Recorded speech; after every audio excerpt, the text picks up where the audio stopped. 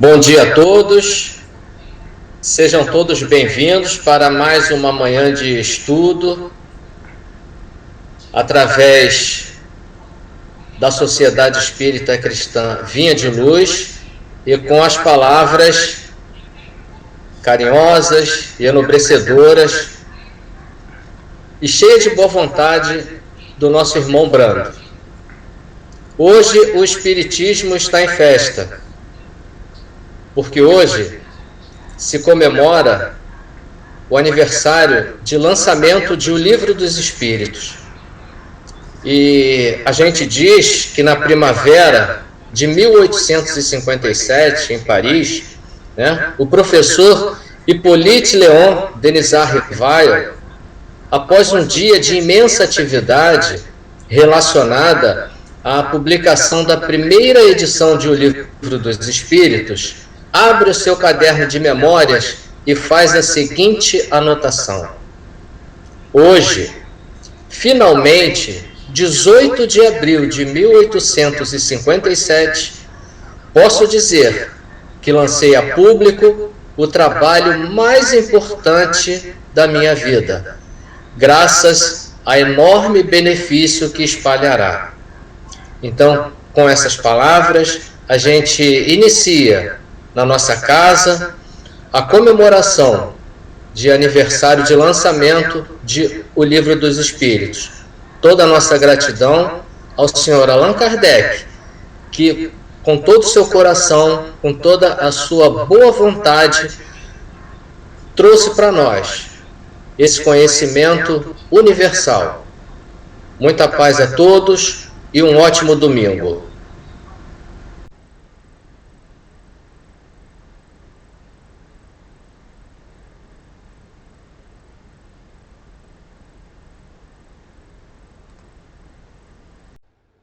Bom dia a todos, boa manhã de domingo para todos vocês, para todos nós. Tá? É com satisfação que eu estou aqui hoje, mais uma vez, no canal da Sociedade Espírita Cristã Vinha de Luz. Tá? Nesse dia tão especial, que é a comemoração, o aniversário do Espiritismo, da doutrina espírita, através do lançamento da primeira edição de O Livro dos Espíritos. Isso é que nós vamos conversar hoje, na manhã de hoje. Tá? Vamos juntos conversar um pouco sobre isso aí. Então vamos lá agora para a leitura do texto, que vai iniciar a nossa conversa. Vamos à leitura, então, do texto, gente. Vamos lá. Vamos agora à leitura da página inicial, da página de abertura da manhã de hoje. O livro, que na página, vocês podem ver aí, vou ampliar aqui, o livro é Opinião Espírita, tá? Dos médiuns Chico Xavier e Valdo Vieira, a mensagem do Espírito Emmanuel. Tá? O livro é do Espírito ditado por Emmanuel e André Luiz. E a página, o texto é O Mestre e o Apóstolo. Tá bom? Então nós temos essa página de abertura. Vamos agora iniciar a nossa concentração lendo a página. Está na tela o texto. Jesus refere-se a Deus junto da fé sem obras. Kardec fala de Deus rente às obras sem fé. Jesus é combatido, desde a primeira hora do Evangelho, pelos que se acomodam na sombra. Kardec é impugnado desde o primeiro dia do Espiritismo, pelos que fogem da luz. Jesus caminha sem convenções. Kardec age sem preconceitos. Jesus exige coragem de atitudes. Kardec reclama independência mental. Jesus convida ao amor. Kardec impele a caridade. Jesus consola a multidão. Kardec esclarece o povo. Jesus acorda o sentimento. Kardec desperta a razão. Jesus constrói. Kardec consolida. Jesus revela. Kardec descortina. Jesus propõe. Kardec expõe.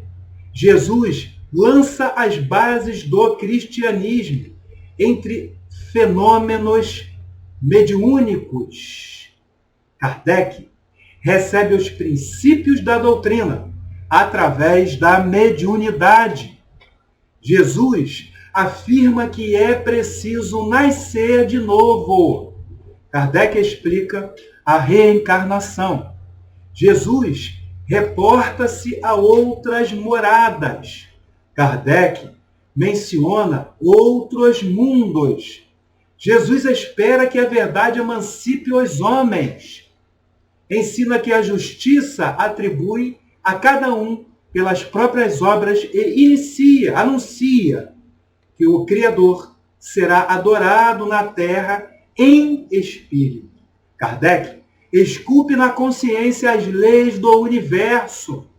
Em suma, diante do acesso aos mais altos valores da vida, Jesus e Kardec estão perfeitamente conjugados pela sabedoria divina.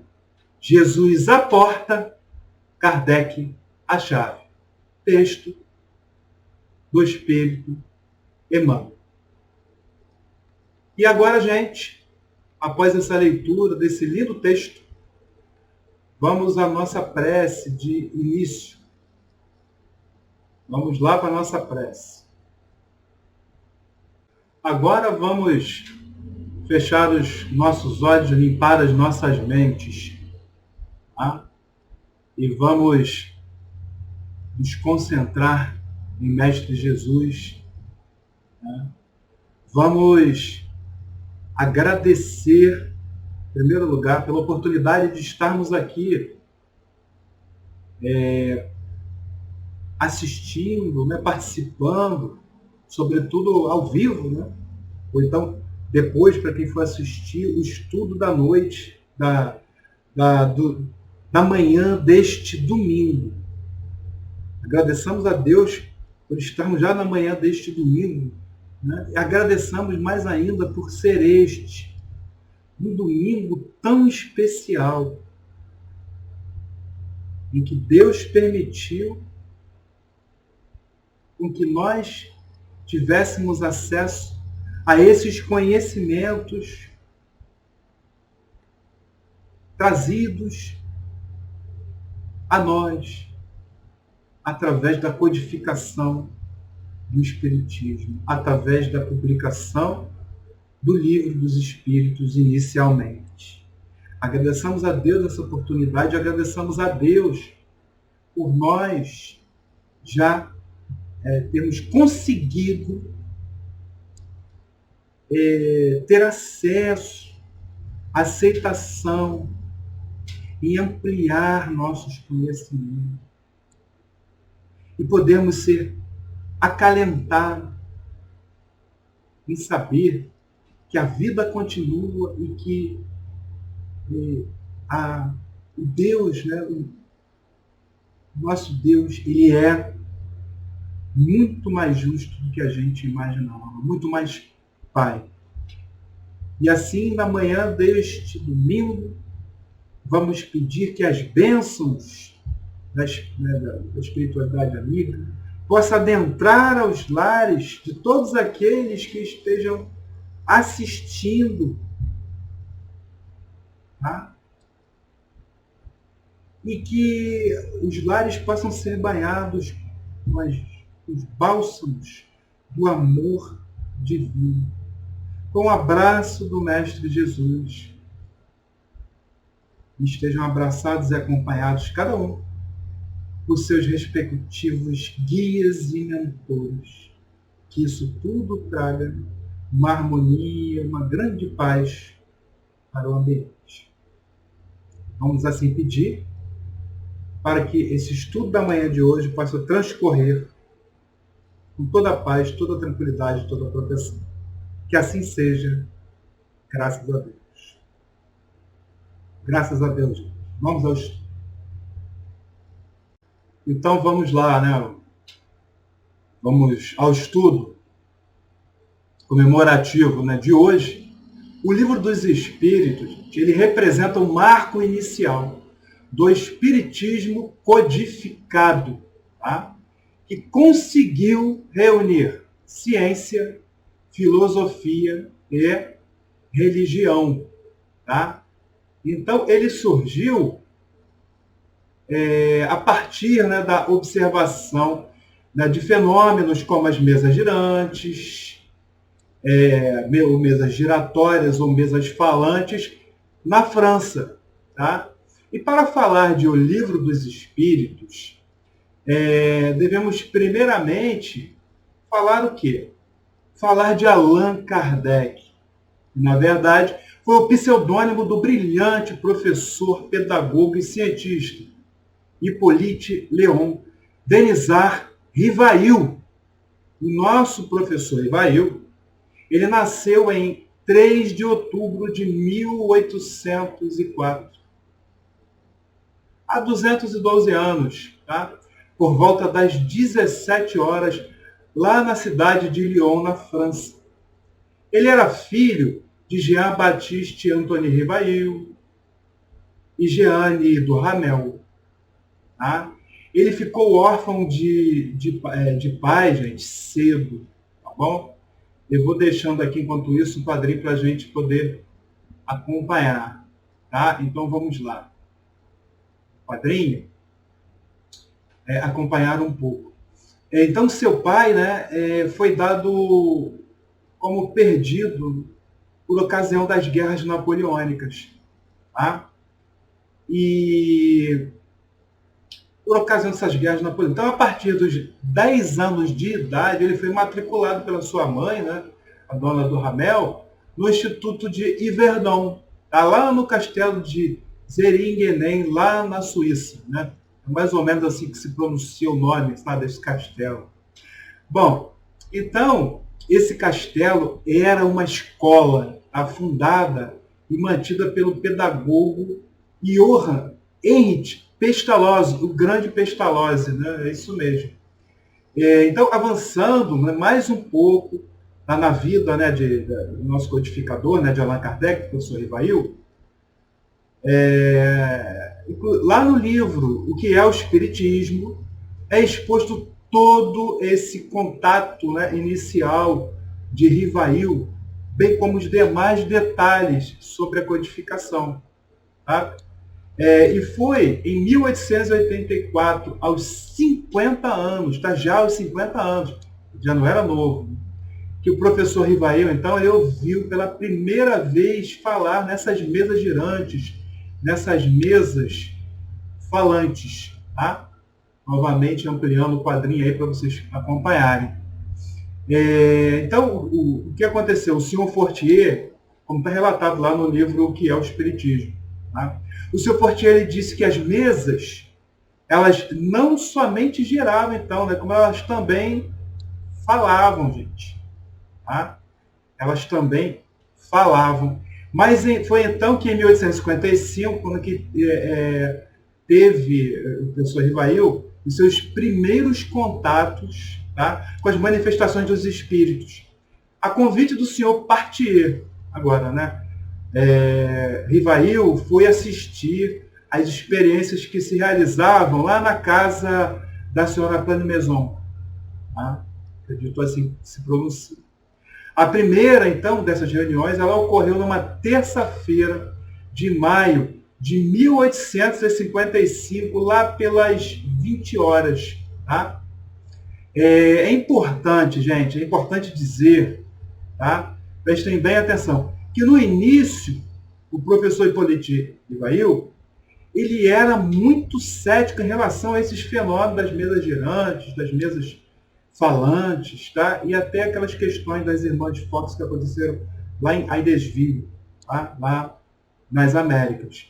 E agora, voltando aqui, né, a respeito dessa reunião da casa da senhora Plane-Maison, O professor Rivail, ele chegou a dizer assim, ó, com essas palavras, tá? Minhas ideias estavam longe de ser modificadas. Mas aquilo, né, que ele estava vendo lá, né, havia um fato que deveria, né, que devia ter uma causa. Isso integrou ele.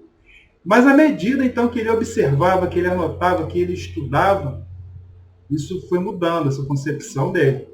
E ao longo das reuniões, o espírito, né, Zéfiro, de nome Zéfiro, ele dirigiu mensagens ao professor Rivail, lhe informando que ele, gente, olha só, ele havia sido um grande chefe druida, cujo nome foi Allan Kardec. Isso ainda lá no tempo da invasão da Gália, né, o nome antigo da França, pelo imperador romano Júlio César. Lá no período de 100 anos antes ainda da vida do Cristo.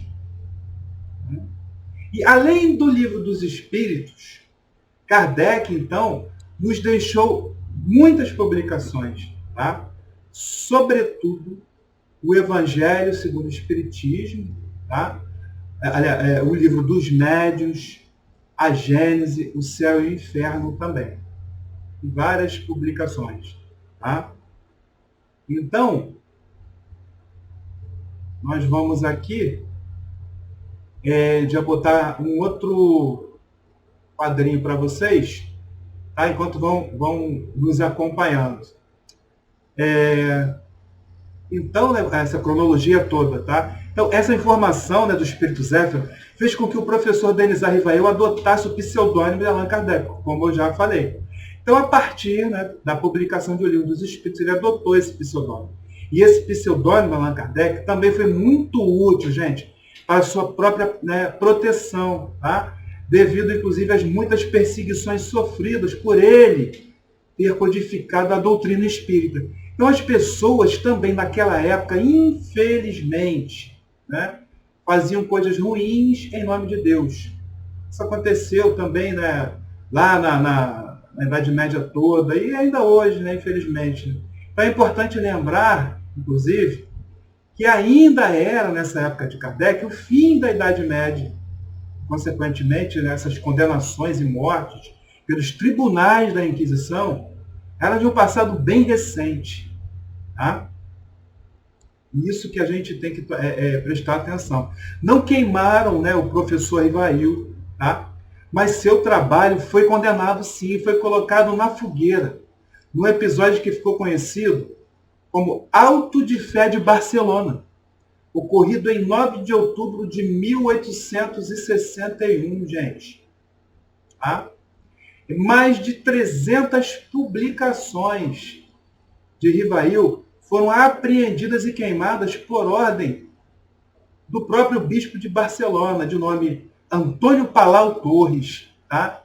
Então, enfim, Kardec dedicou de 1854 até o dia 31 de março de 1869, né, dia de seu desencarne, né, de sua morte do corpo físico, né, enfim, os últimos 15 anos de sua vida, tá, foram dedicados ao estudo da codificação do Espiritismo. Nos conta, inclusive, Humberto de Campos, lá em seu livro Cartas e Crônicas, mais especificamente lá no capítulo intitulado Kardec e Napoleão, que o Espírito da Verdade, reunido com outros nobres espíritos, né, também, né, exatamente na noite do dia 31 de dezembro de 1799, tá? Que foi logo após, nessa data do chamado Brumário, que era o 9 de novembro de 1799. Então, nessa data, né, o Espírito da Verdade, ele apontou o espírito que reencarnaria em 1804, logo um pouco depois, né, como Hippolyte Léon Denis Rivail, e seria lá ele, né, Allan Kardec, o apóstolo da fé, que sob a égide do Cristo, gente, descerreria para a humanidade atormentada, né, um novo ciclo de conhecimento. Tá?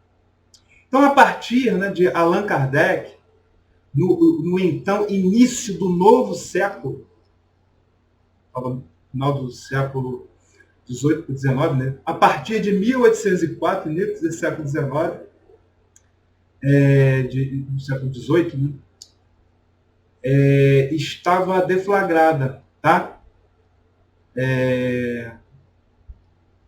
A preparação, estava deflagrada a preparação para o terceiro milênio do cristianismo na Terra.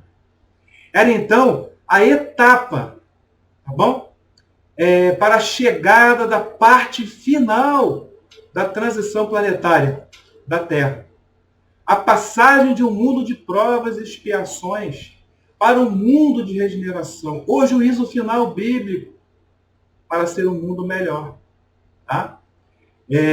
Para ser a nova era. A era, gente, do Espírito. Bom? E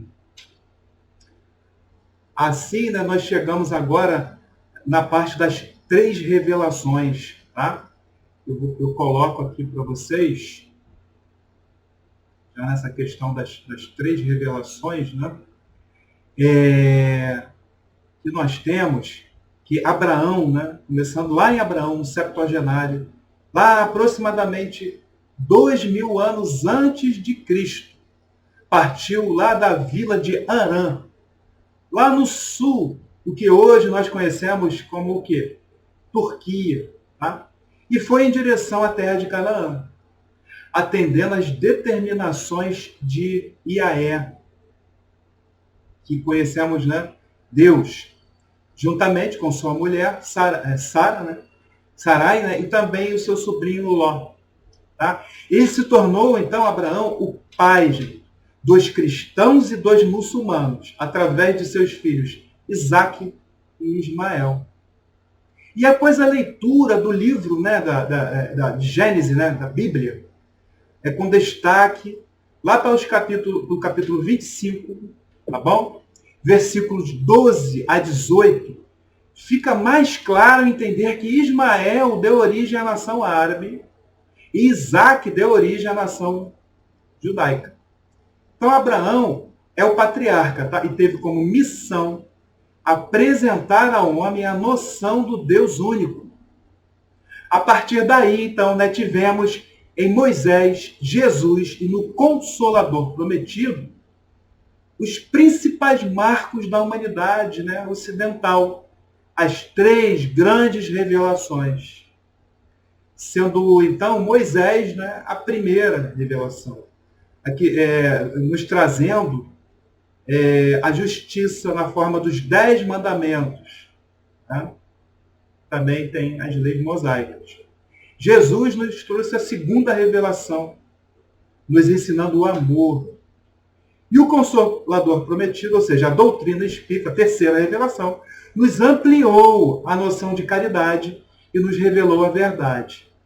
Então, gente, podemos dizer que as 3 revelações nos trouxeram no seu devido tempo, né, no devido momento da humanidade, né, na medida do crescimento moral, intelectual, a justiça, o amor e a caridade. E o que seria, não é, gente, da justiça divina sem a misericórdia divina? O que seria, né? Bom, então podemos dizer que as 3 revelações nos trouxeram no seu devido tempo, né, como nós falamos, a justiça, o amor, né, e a caridade. E assim os evangelhos de Jesus nos apresentam um Deus mais bondoso, caridoso e amável em relação ao Deus do Antigo Testamento. Né? Mas, gente, os ensinos de Jesus ainda hoje nos foram totalmente o quê? Não foram totalmente compreendidos. Tá? E menos ainda praticados.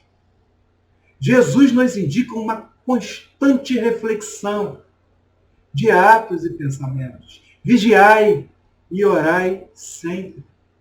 Então, enquanto Moisés nos revelou o amai a Deus sobre todas as coisas e o amar ao próximo sobre a ti mesmo, né? Nós tivemos, então, que os 10 mandamentos foram divididos em 2 grupos. O primeiro, o grupo, né, em relação do homem com Deus. Né? E o outro, ele se refere à relação do homem com o próximo.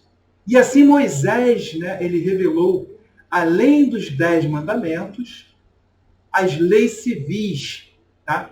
Que foram os decretos. Bom, e Jesus, então, dessa forma, né? Deixa eu ver se eu boto aqui o quadro para a gente, né, mais um pouquinho. Que fala, né, um pouco disso.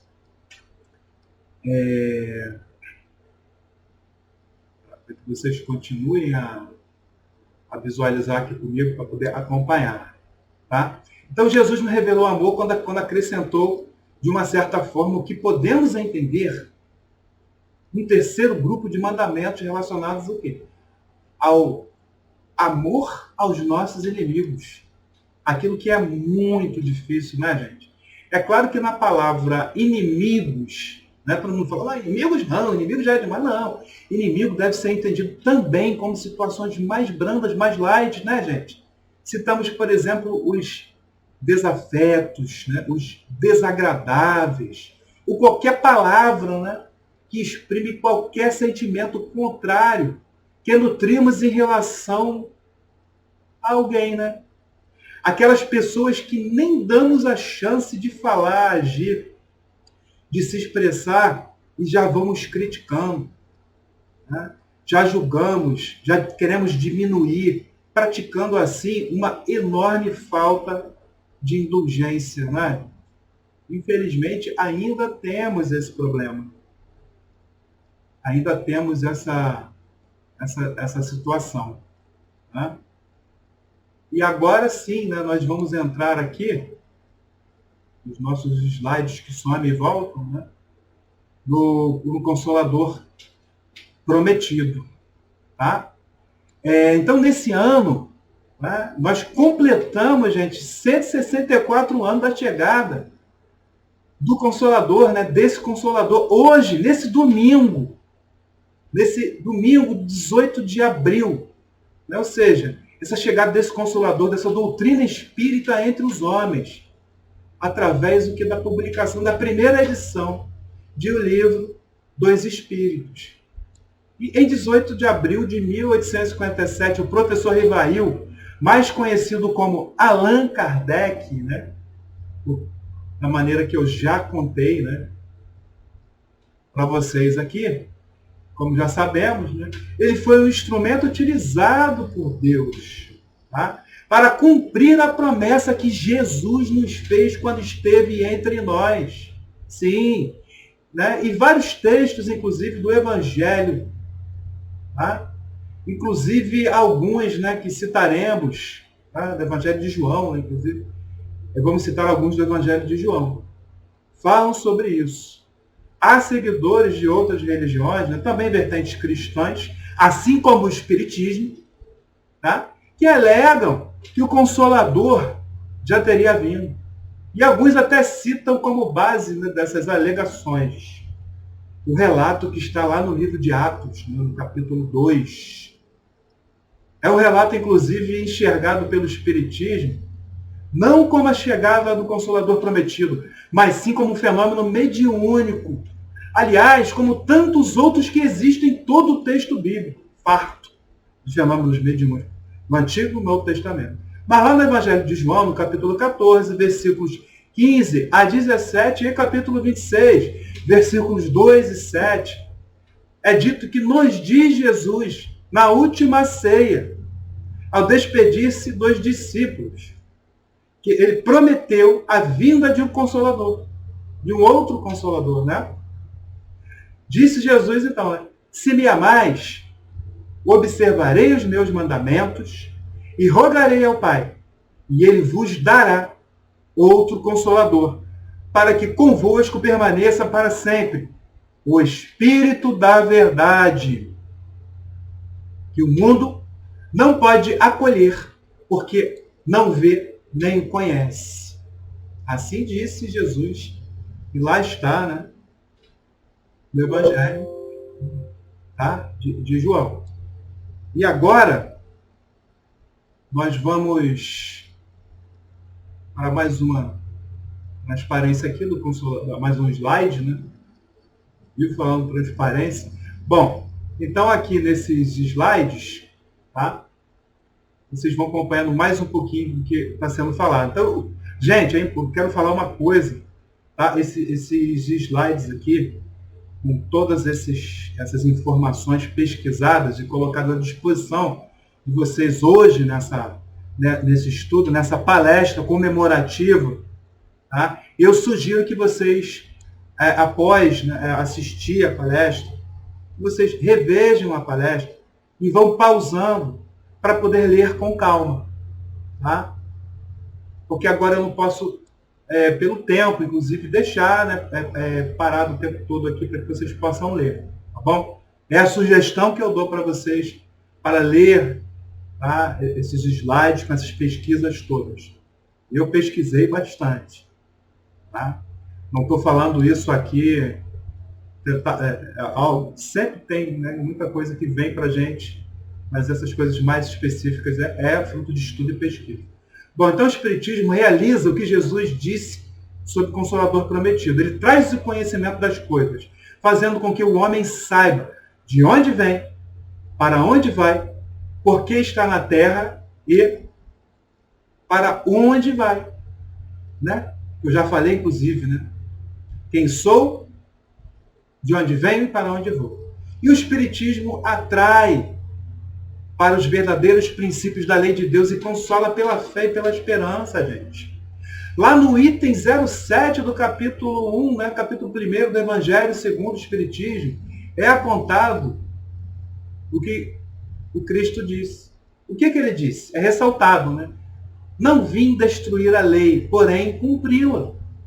E o Espiritismo não ensina nada, gente, diferente do que ensinou o Cristo. Tá? Quem estudar e quem comparar o texto bíblico vai poder constatar isso. Aponta, né, que só Deus é o Criador de tudo. É fruto do ensino coletivo dos Espíritos também. Um ensino presidido pelo Espírito da Verdade, conforme é dito no livro A Gênese, lá no capítulo 17, item 40, tá? Para quem quiser conferir. Tá bom? E Jesus afirma, né, isso lá no Evangelho de João, capítulo 14, versículo 26, apontando que o Consolador, o Espírito Santo, né, que o Pai enviará em meu nome, vos ensinará todas as coisas e vos fará lembrar de tudo quanto venho vos dito. Bom? Então aqui,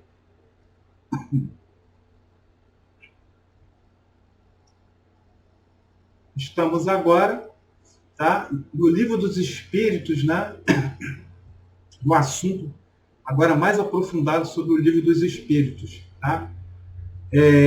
Acompanhe pelo Padrim, que é importante destacar que a codificação do Espiritismo foi impulsionada. Tá? Na verdade, é uma ratificação, né? Porque já foi falado aqui antes, né? É um reforço. Que a codificação do Espiritismo ela foi impulsionada pelo surgimento de fenômenos até então inexplicáveis. E nas palavras de alguns, eram manifestações até de espíritos malignos. E esse era o contexto onde ainda persistia a ideia de um Deus que punia, mesmo após Jesus ensinar o contrário.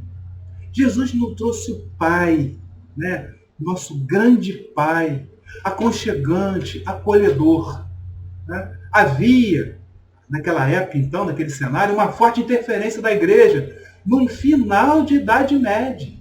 Uma igreja que havia praticado, né, condenações na fogueira dita, né, chamavam de Santa Inquisição. E tínhamos, em meados lá de 1848, vários cientistas, inclusive o professor Rivail, que ficavam cada vez mais intrigados com as irmãs Fox, que é Margaret, né, e Kate, em Hydesville, como eu citei, Nova York, nos Estados Unidos, e também com o fenômeno das mesas girantes, que falavam girantes e dançantes. Isso acontecia direto lá em Paris, acontecia até em outros locais. Bom, enfim, muitos cientistas se debruçaram, gente, tá, no estudo dos fenômenos, inclusive grandes nomes como William Crookes, Michael Faraday, Alfred Russel Wallace, Cesare Lombroso, dentre muitos, muitos outros. William Crookes, inclusive, fotografou o espírito de Kate King, que se materializou na frente de vários grandes homens da ciência, hein? Inclusive, gente, quem quiser ver essas fotos são legítimas, elas estão hoje em dia à disposição na internet. Vai lá no Wikipedia, procurem William Crookes, Kate King e vão achar. Enfim, a humanidade foi presenteada com o Consolador Prometido, quando em 18 de abril de 1857, em Paris, França, foi lançada a primeira edição do Livro dos Espíritos.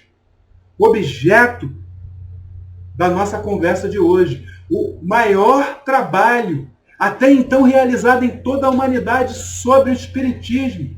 Tá? Kardec não criou o Espiritismo, isso é importante dizer, né? Mas ele codificou, ele pesquisou, ele estudou a fundo. Tá? Então o Espiritismo codificado foi trazido por Kardec. Tá bom? E então, nós agora, né, com mais um quadrinho aqui, para vocês acompanharem. Temos os relatos de manifestações espirituais, gente, reforçando, povoam os textos bíblicos e sempre estiveram por toda a humanidade, a presença deles, desde o início dos tempos. Outras pessoas se limitavam e se limitam até hoje, apontando os fenômenos mediúnicos como coisas místicas, ou então coisas demoníacas, diabólicas, quando na verdade são fenômenos da natureza, gente. São fenômenos da natureza como a eletricidade, como o magnetismo, que as leis foram sendo conhecidas aos poucos. A ciência não sabe tudo, ainda estamos pesquisando. Estamos aí, né? Então, outros fenômenos, como já citei, né? Bom, temos que deixar, né, de ter esse tratamento místico, até tribal, não é? Atrasado. Bom, e algumas pessoas ainda têm, ainda persistem. Sempre houve, então, a necessidade de alguma pessoa fora da caixa com um olhar, né? Com um olhar além e raciocínio para desvendar e fazer da filosofia e a sua filha, né, a ciência, algo que nos ajudasse a evoluir moral e intelectualmente. Assim como meio de elaboração, o Espiritismo, ele procede exatamente da mesma forma que as ciências, aplicando o quê? Os métodos experimentais, gente. E isso foi o que Kardec fez. Fatos novos surgem e não podem ser explicados pelo conhecimento que às vezes tem naquele momento. Isso exige o quê? Se debruçar em investigações, pesquisas para conseguirmos a elucidação. E após a primeira edição, né, do Livro dos Espíritos, houve uma segunda que foi lançada lá em 16 de março de 1860, tá? Contendo 1019 questões, numeradas e divididas em 4 partes, que conhecemos hoje. Até que em 1865 tivemos o lançamento da 13ª edição. Tá? A introdução, inclusive, do Livro dos Espíritos, é uma introdução, lá na introdução, né, lá no início do Livro dos Espíritos, nós temos essa introdução, que na verdade não é uma introdução ao livro, e sim é uma introdução ao estudo de toda a doutrina espírita, de todos os livros que vieram depois. A primeira tradução de O Livro dos Espíritos para a nossa língua, para a língua portuguesa, ocorreu em 15 de janeiro de 1875. Né? E ela foi realizada por Joaquim Carlos Travasso, que usou o pseudônimo, né, de Fortúnio. Fortúnio. Essa tradução ela ocorreu, então, após 19 anos, após o lançamento da primeira edição de O Livro dos Espíritos, lá na França. Então, e a menor pergunta, agora algumas peculiaridades, a menor pergunta de O Livro dos Espíritos é a de número 1, tá? Construída com 3 palavras. Bom? E nós temos também que a maioria das perguntas, né, a maioria das perguntas, a maior das perguntas, desculpa, é a pergunta 394, né, que em português tem 153 palavras. A menor resposta é a resposta da questão 625, respondido com uma única e insubstituível palavra: Jesus. Tá? E agora nós vamos, então, né, para a estrutura do Livro dos Espíritos. Tá? Vou deixar vocês só com um quadrinho para conseguirem ver alguma coisa. Então, o Livro dos Espíritos foi elaborado de forma altamente compreensível e ordenada. Como vocês podem perceber aí, por mais esse quadrinho que eu coloquei para vocês, mais esse slide. E ele foi ordenado de forma a encadear os temas para compreensão fácil. É importante ressaltar que Kardec, além de notável inteligência, era o quê? Era um pedagogo educado na escola do educador Pestalozzi. Kardec também era um profundo conhecedor de química, física, anatomia, astronomia e outros ramos da ciência. O Livro dos Espíritos foi dividido em 4 partes ou 4 livros, como vocês estão vendo aí no quadrinho. A primeira teve a escolha do objeto, que é a parte primeira, das causas primárias. A segunda, do mundo espírita, o mundo dos espíritos, né? Tivemos aí a análise do objeto de estudo. E a terceira, das leis morais, tivemos aí a formulação das leis. A quarta, né, que é a das esperanças e consolações, dedução das consequências. E a primeira parte, o livro, ela foi a base para a construção do livro A Gênese. A parte segunda seguiu como base para a construção do livro dos Médiuns. A terceira parte é a base de O Evangelho segundo o Espiritismo. E a parte final, a quarta, é a base de O Livro Céu e Inferno. Lá no livro quarto dele, tá? Perdão. Com relação às principais perguntas filosóficas do homem, né? Já falei sobre elas. Quem sou, de onde vim, para onde vou? As abordagens estão distribuídas da seguinte forma, como também está aí no quadrinho. O quem sou está no livro 1.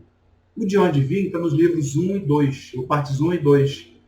E o para onde vou está nos livros, ou partes 2 e 3. Bom? E agora chegamos, né, gente, já na parte de conclusão. Né? Estamos aí agora chegando no finalzinho. Né? E na conclusão, vamos lá tirar do bolso do Kardec, né, aqui no efeito, essa conclusão. Olha só. Bom, então enquanto vocês acompanham o quadrinho,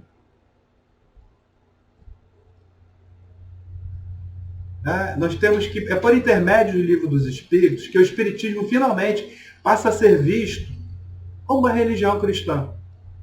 Apresenta-se como uma alternativa para os cristãos e estabelece diferenças sobre o texto bíblico. Em relação às demais religiões cristãs, sobretudo devido à crença na reencarnação.